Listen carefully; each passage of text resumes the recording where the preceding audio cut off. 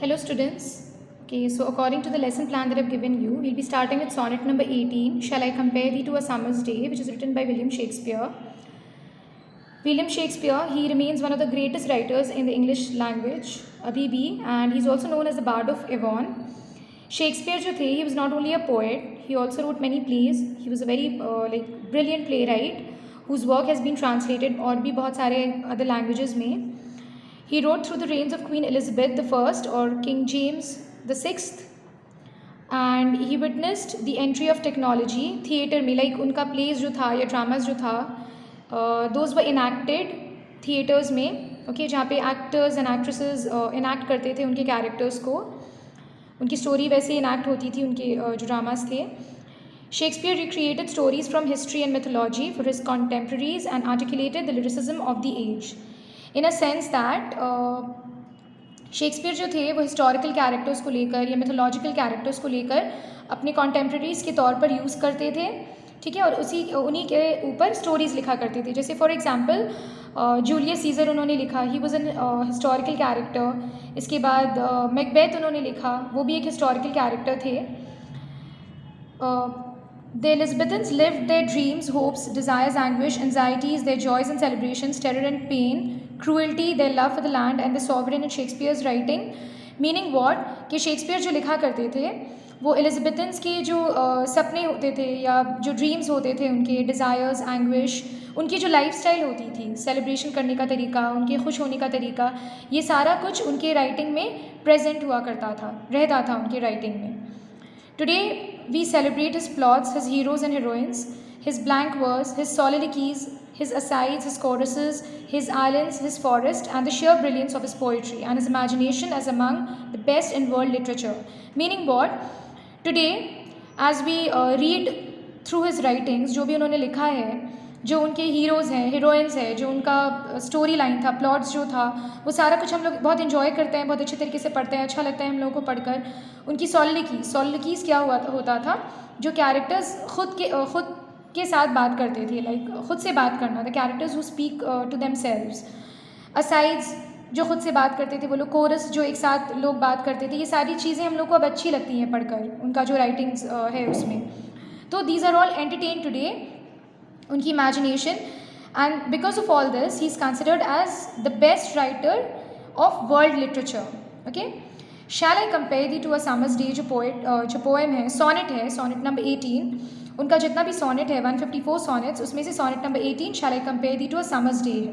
Okay, this sonnet is written in 14 lines of iambic pentameter ending in a rhymed couplet, and it is known as the Shakespearean sonnet. It has 3 quatrains followed by a couplet and follows the characteristic rhyme scheme. Meaning what?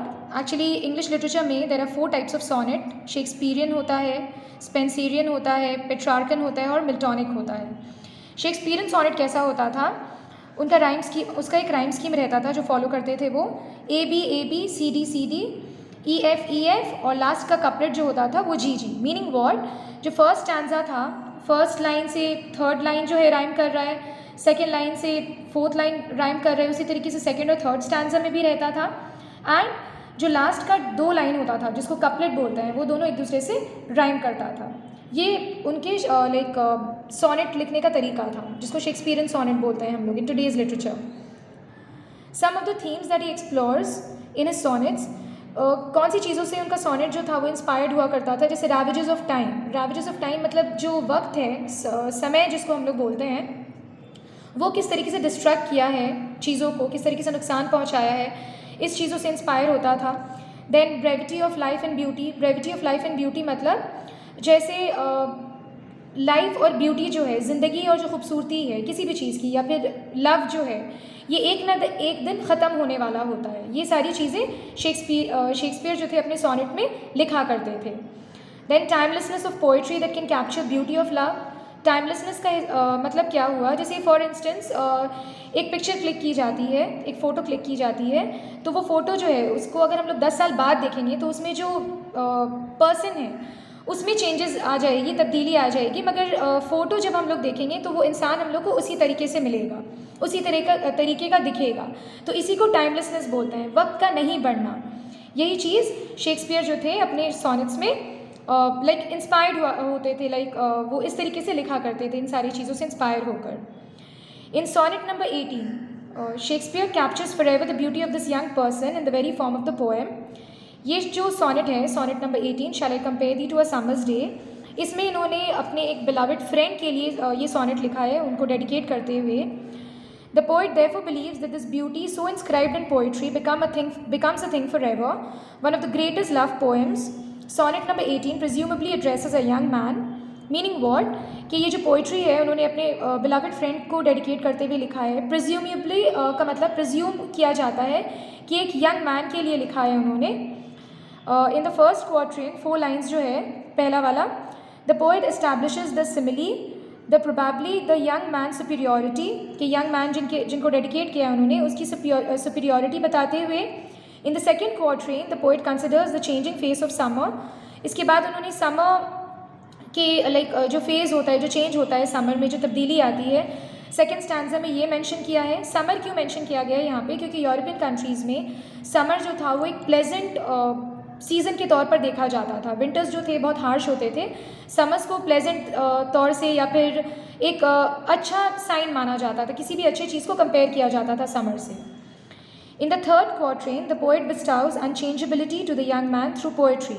Third stanza में क्या बताया है Shakespeare ने कि जो young person है इसमें वो इस पोएम के ज़रिए अनचेंजेबल है, मतलब वो कभी भी चेंज नहीं होगा. ये पोएम जब भी जो भी पढ़ेगा, फॉर इंस्टेंस ये बहुत ज़माने पहले लिखा गया है, लेकिन अभी जो मैं पढ़ रही हूँ उसको या मैं समझा रही हूँ, तो इसमें वो बिलवेड जो है उसी हम लोग को उसी तरीके से मिलता है कि वो उसकी ब्यूटी बता रहे हैं कि फिर वो कितना अच्छा है, ये चीज़ें बता रहे हैं वो इसमें.